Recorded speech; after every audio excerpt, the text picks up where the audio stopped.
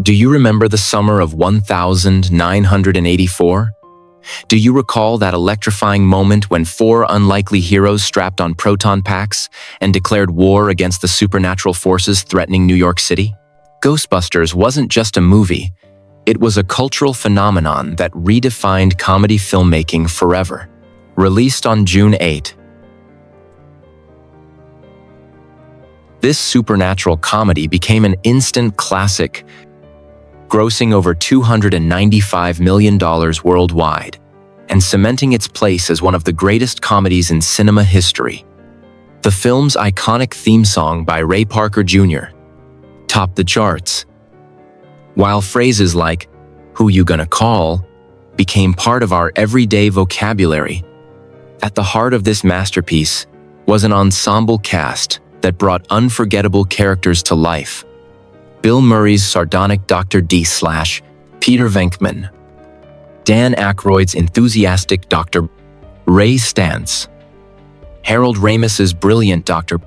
Egon Spengler, and Ernie Hudson's down-to-earth Winston Zeddemore.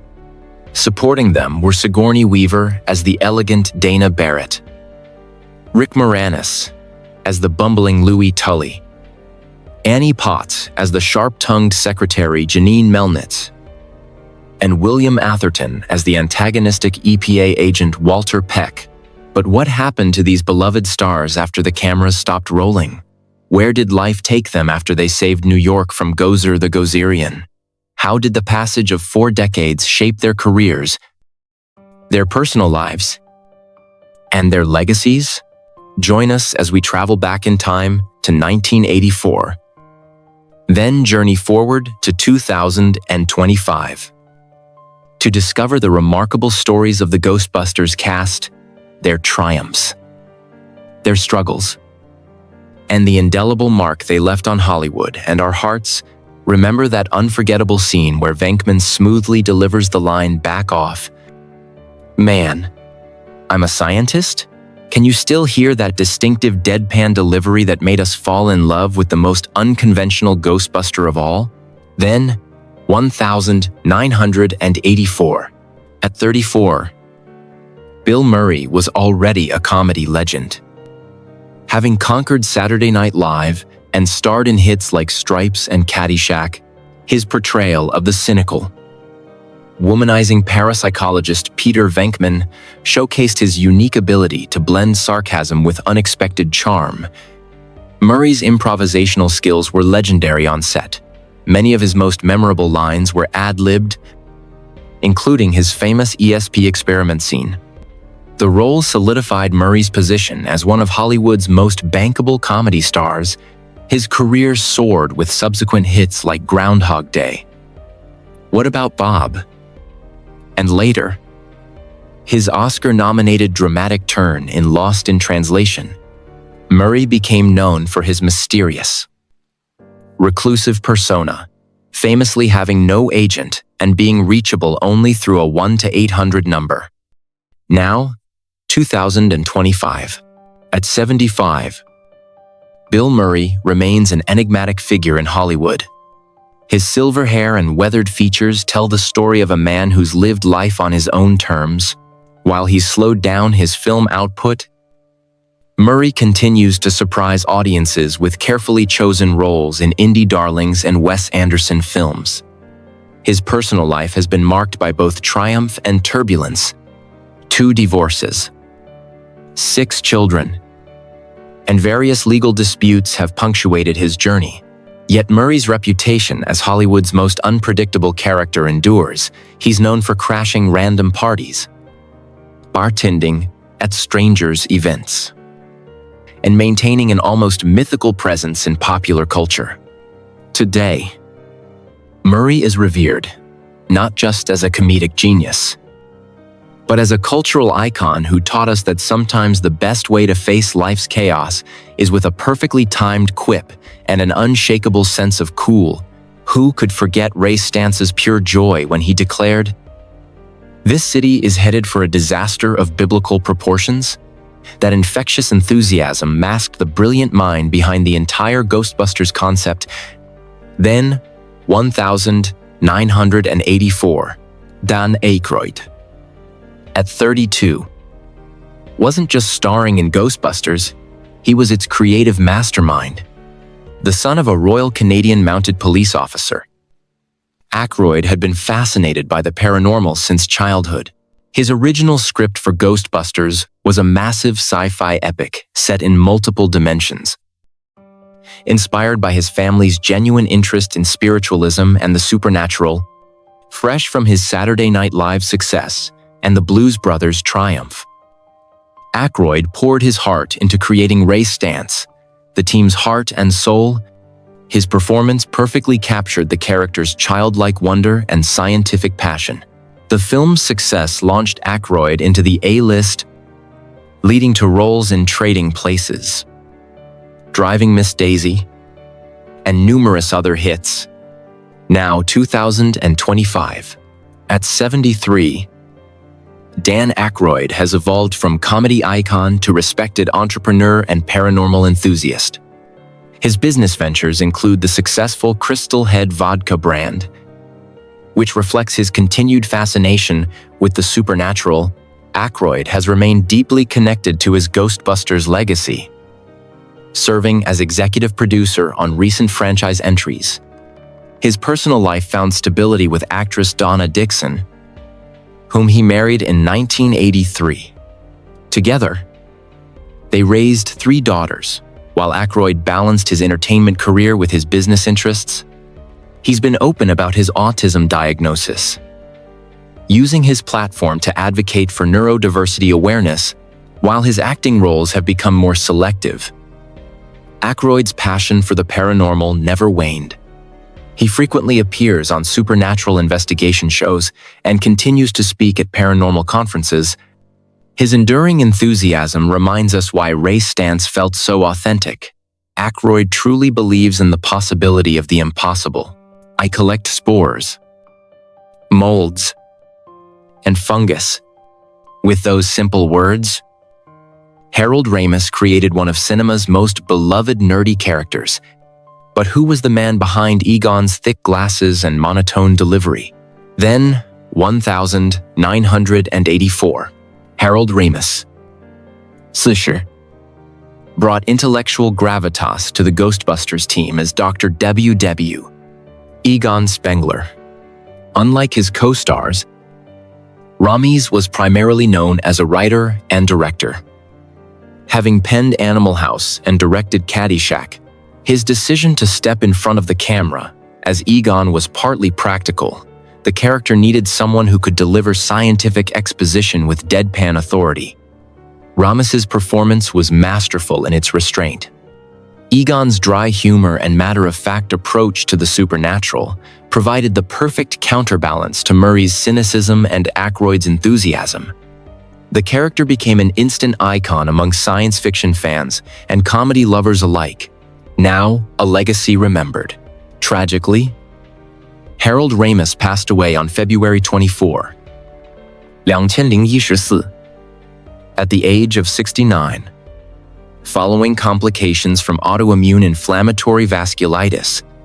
His death marked the end of an era, not just for Ghostbusters fans, but for comedy cinema as a whole. Ramis left behind a remarkable legacy as both performer and filmmaker. His directorial works, including Groundhog Day and Analyze This, showcased his ability to find profound meaning in comedic situations. He was a devoted family man, survived by his wife Erica and 3 children from 2 marriages. In his final years, Ramis continued to work despite his illness, always maintaining the same quiet dignity that made Egon so memorable. When Ghostbusters: Afterlife was released in 2021, the film's emotional tribute to both Ramis and Egon brought audiences to tears, proving that some spirits, the good kind, never truly leave us. His passing reminds us that while the laughter fades, the joy he brought to millions continues to echo through time. If there's a steady paycheck in it, I'll believe anything you say. Winston Zeddimore's practical wisdom grounded the team, But what about the actor who brought him to life? Then, 1984, Ernie Hudson, at 39, joined the Ghostbusters as the everyman who provided a much-needed dose of reality. Originally, Winston's role was intended to be much larger, but script revisions reduced his screen time significantly. Despite this, Hudson made every moment count, creating a character who served as the audience's entry point into this supernatural world. Before Ghostbusters, Hudson had built a solid career in television and smaller films. His military background and commanding presence made him perfect for Winston, the guy who wasn't a scientist but understood that sometimes you just had to do the job, no matter how weird it got. Now, 2025, at 79, Ernie Hudson continues to work steadily in Hollywood. A testament to his professionalism and talent, unlike some of his co-stars, Hudson never achieved the same level of megastardom, but he's built a respected career spanning television, film, and theater.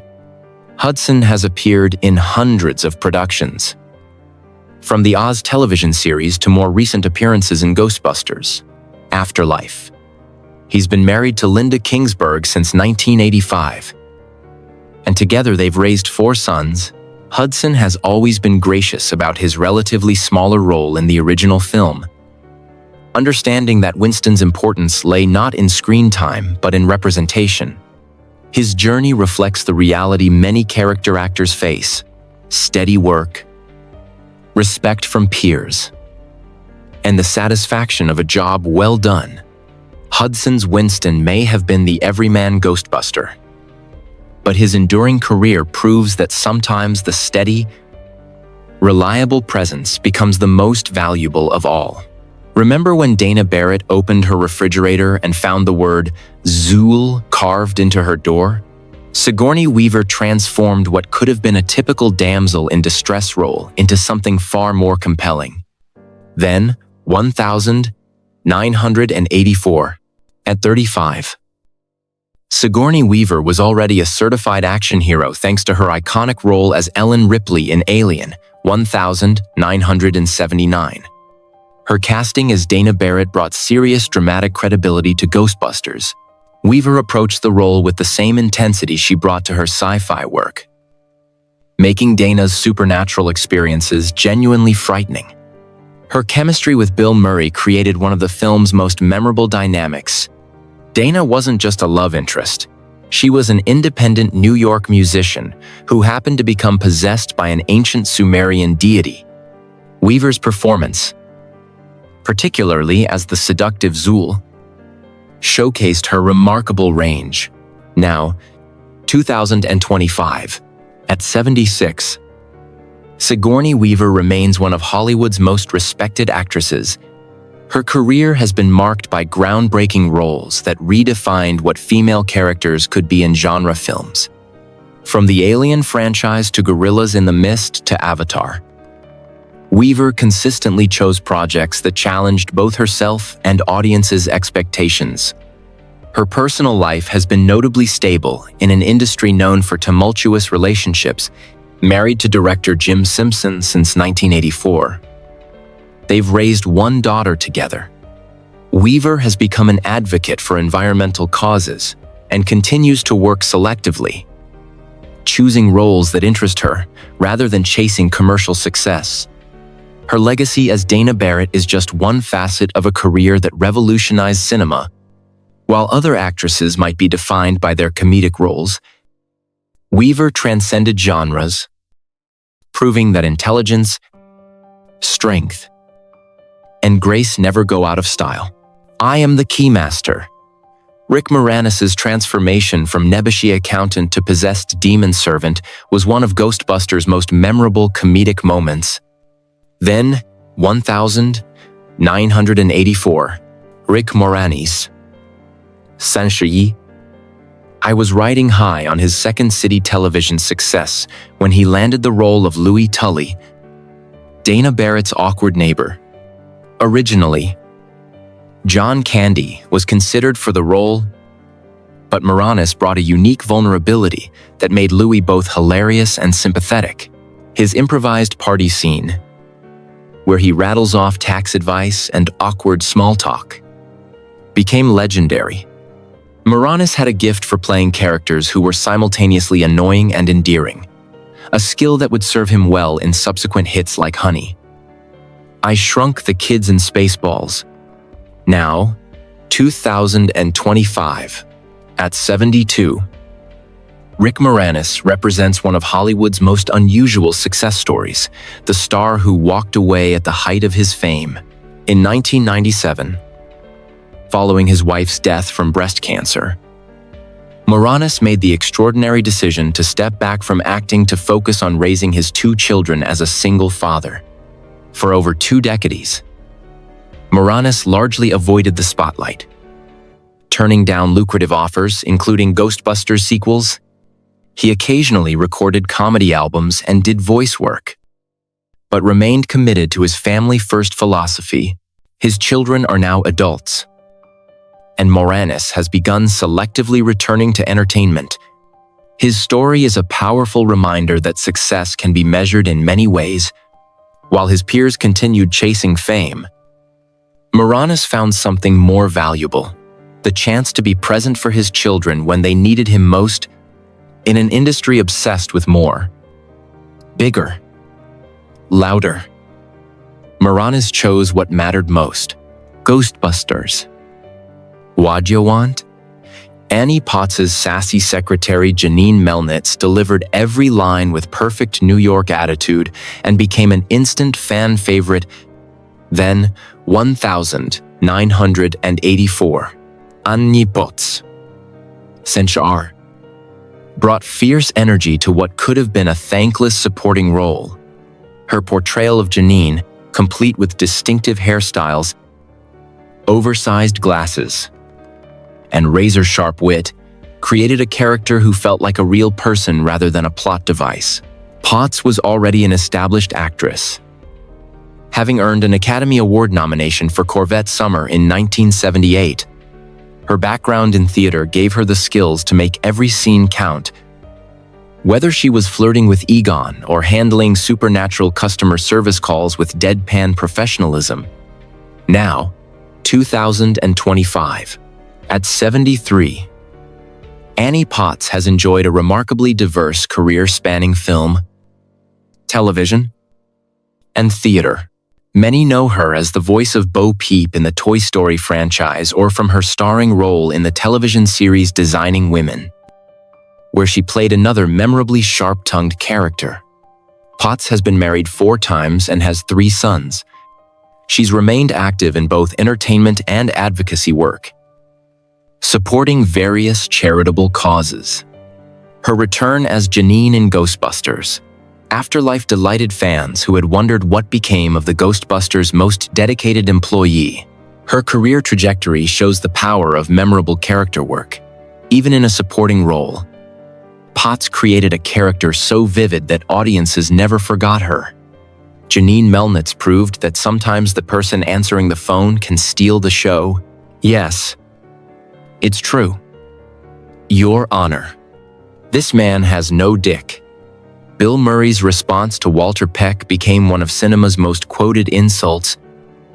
But what about the actor who played the EPA's most hated agent? Then, 1984.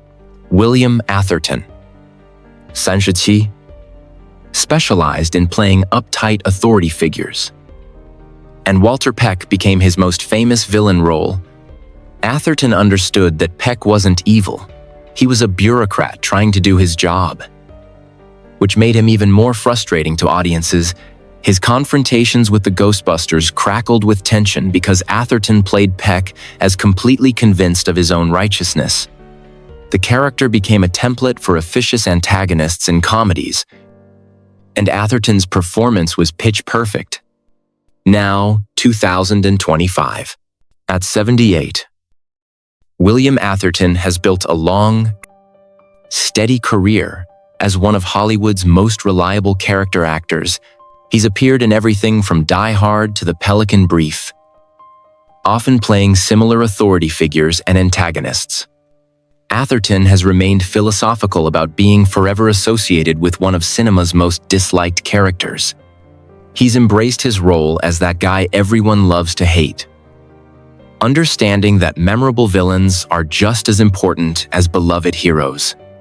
His personal life has been relatively private, with a focus on his craft rather than celebrity. Atherton represents the working actor's actor, someone who shows up, does excellent work, and builds a career, one memorable performance at a time.